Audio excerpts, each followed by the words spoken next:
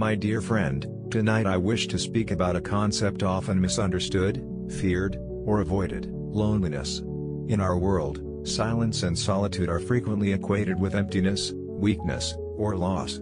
Yet loneliness, when embraced with understanding and reflection, is not a void to be feared, but a space of profound freedom. It is a doorway to the self, a quiet sanctuary where the soul may breathe, reflect, and discover its true depth. Loneliness is not simply being alone. It is the conscious recognition of solitude, the awareness of one's own presence without distraction. In this state, we are free from the incessant demands, expectations, and noise of the outer world. We are free from the need for constant validation, comparison, or approval. And in this freedom, there is an opportunity for discovery, growth, and alignment with our deepest truths. Consider the psychology of loneliness. Most people fear it because it confronts them with themselves. In solitude, one cannot hide behind others' opinions, achievements, or distractions. One meets the self, with all its contradictions, fears, and potentials. And this encounter, though sometimes uncomfortable, is essential for growth. It allows us to understand our desires, to confront our shadows, and to cultivate resilience, creativity, and self-reliance. Loneliness is, in essence, a laboratory for the soul, a space in which we refine understanding, build insight, and reconnect with what truly matters. I wish to share a story, one that illustrates the transformative power of loneliness. A young man named Elias lived in a bustling city, surrounded by people, noise, and constant activity. Yet despite the company of many, he often felt disconnected, restless, and unfulfilled. One winter, circumstances led him to live alone for several months.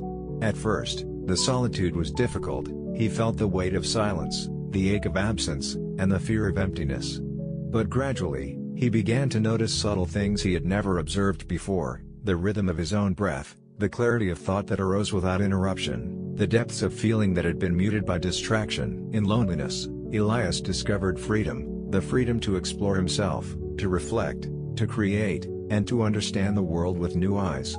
The emptiness he feared was, in truth, a canvas, open and infinite, upon which he could paint the life he truly desired. Loneliness is also a teacher of boundaries.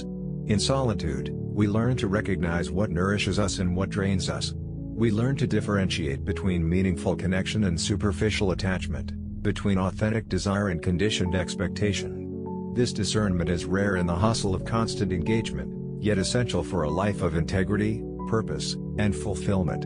Those who embrace loneliness cultivate self-knowledge, clarity, and the ability to act from insight rather than habit. Consider the symbolic dimension. The night sky, vast and still, mirrors the experience of solitude. Within its quiet expanse, stars emerge, patterns become visible, and the mind can wander freely, exploring the infinite. Similarly, loneliness provides space for reflection, imagination, and insight. It is not a void, it is a fertile landscape, rich with possibility and meaning. There is a spiritual aspect as well. Loneliness, when embraced, brings one closer to the deeper currents of existence. Without the noise of others' expectations, we may hear the whisper of intuition, the guidance of conscience, and the subtle rhythms of life itself. Solitude fosters meditation, contemplation, and alignment with one's inner truth. It is a space in which the soul may recognize its own strength, resilience, and capacity for joy independent of external validation. I wish to share another story, a quiet parable. In a small village, a woman named Celine lived alone in a cottage by the river. Villagers assumed she must be lonely, sad, or deprived.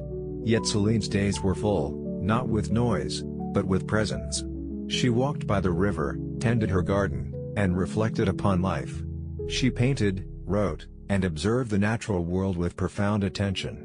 In her solitude, she cultivated wisdom, creativity, and serenity. The villagers, initially skeptical, began to seek her counsel in times of difficulty. They realized that her strength and clarity arose not despite loneliness, but because of it. Her freedom was rooted in the quiet, attentive life she had chosen to live alone. Loneliness is also intimately tied to freedom because it removes the compulsion to perform, to conform, or to please. When we are alone, we are liberated from external expectations. We may think, feel, and act in accordance with our own truth, exploring the mind and heart without restriction. This freedom is a rare and precious gift, often mistaken for suffering by those who have not yet learned to embrace it. Moreover, loneliness cultivates creativity. In quiet, the mind has space to wander, to imagine, and to connect ideas that are obscured in the constant hum of social interaction.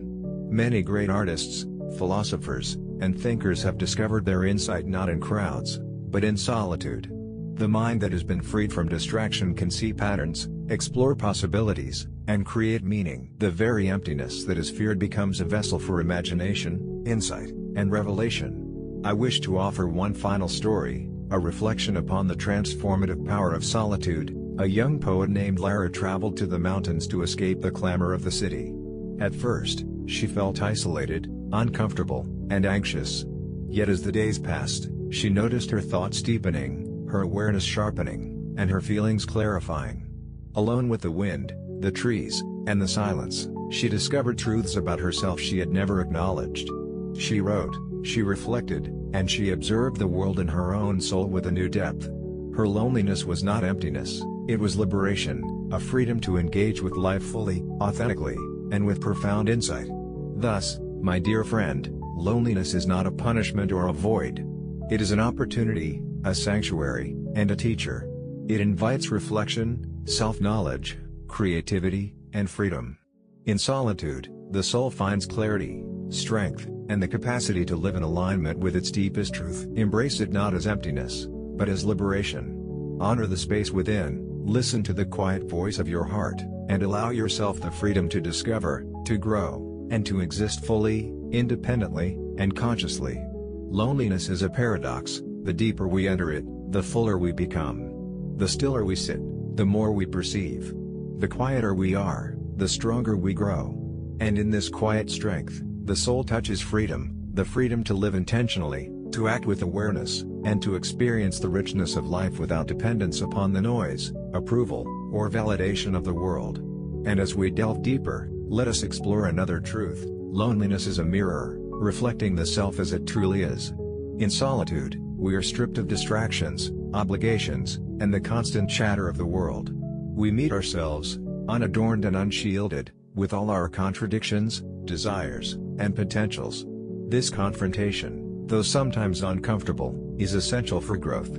It is in the quiet reflection of solitude that we recognize our own strengths, confront our fears, and discover the depth of our being. Consider a story from a distant village, where a man named Alaric chose to live alone in the hills. Villagers whispered about his solitude, assuming sorrow or estrangement. Yet Alaric's days were filled with observation, thought, and connection, not with people, but with life itself. He walked the forest, studied the stars, listened to the river, and reflected upon the seasons. One day, a traveler asked him, "Do you not feel lonely here?" Alaric smiled and replied, "I am never alone. The world, my thoughts, and my heart keep me company." Loneliness is not emptiness, it is freedom to exist fully with oneself. There is a psychological dimension to this truth. In solitude, the mind becomes capable of deeper reflection. We see patterns that were invisible in distraction. We understand motivations, emotions, and desires more clearly. Our judgment is honed, our intuition refined, and our awareness expanded. Loneliness is thus not a passive state, it is active engagement with life on an internal level. It allows us to prepare, to learn, and to grow in ways that constant social engagement often obscures. There is also a subtle spiritual lesson. Loneliness connects us with the rhythms of existence beyond the self. In silence, we notice the wind in the trees, the patterns of the stars, the quiet cycles of day and night. We realize that our being is part of a greater whole. Solitude is a bridge between our personal consciousness and the deeper currents of life that guide, sustain, and inspire. In this bridge lies freedom, the freedom to exist authentically, to perceive clearly, and to act with wisdom rather than impulse. I wish to share another story, a quiet parable that illustrates this beautifully. A young woman named Seraphine lived in a city of constant noise. She felt overwhelmed, invisible, and restless. One year, she retreated to a cabin by the sea, seeking solitude. Initially, the silence frightened her. She imagined emptiness, loneliness, and despair. But over time, she began to hear the subtler sounds, the rhythm of her own breath, the waves caressing the shore, the wind in the trees. She observed her thoughts, reflected upon her life, and discovered insights that had been obscured by distraction. In the stillness, she found clarity, creativity, and joy. Her loneliness had become freedom, a freedom to know herself, to explore her potential, and to exist without dependence upon the approval or presence of others. There is also a paradox in loneliness: the more we embrace it, the less we feel isolated. By connecting deeply with ourselves, we connect more authentically with the world around us. We understand others more profoundly, communicate with empathy, and act with intention. Solitude nurtures social wisdom, not detachment. It is a preparation, a strengthening, a way to become fully present when we choose to engage with life. Consider the metaphor of the tree. A tree grows in solitude, its roots deep in the earth, its branches reaching for the sky. It may stand alone, yet it thrives, nourished by sun, soil, and the quiet rhythms of nature. So too does the individual who embraces loneliness. Solitude allows the soul to root deeply, to grow with awareness, and to reach toward understanding, compassion, and insight. The apparent isolation is a space of freedom, nourishment, and growth. Loneliness is also a teacher of courage. In solitude, we face our fears, doubts, and insecurities without distraction. We learn to navigate uncertainty, to sit with discomfort, and to discover inner resilience. This courage is quiet, yet profound. It prepares us to engage with the world confidently, to make choices aligned with our values, and to act with clarity and integrity. Those who fear loneliness often avoid growth, yet those who embrace it uncover strength hidden within the self. Finally, let me share one more story, a reflection upon the transformative power of solitude. A poet named Orion lived in a bustling city but longed for quiet. He found a small cabin in the mountains, where he could live alone for months at a time. At first, the silence was heavy, the stillness daunting. Yet gradually, he began to hear the voice of his own heart. He wrote, reflected, and observed nature with attention and wonder. His loneliness was not emptiness, it was liberation. In solitude, Orion discovered the depth of his creativity, the clarity of his mind, and the freedom to live fully in alignment with his truth. His work, inspired by solitude, touched countless lives, demonstrating that freedom grows where loneliness is embraced, not feared. Thus, my dear friend, loneliness is not a curse, nor a void, nor a punishment. It is freedom, a sanctuary, a teacher, and a source of strength. In solitude, we discover the self, cultivate resilience, and align with truth.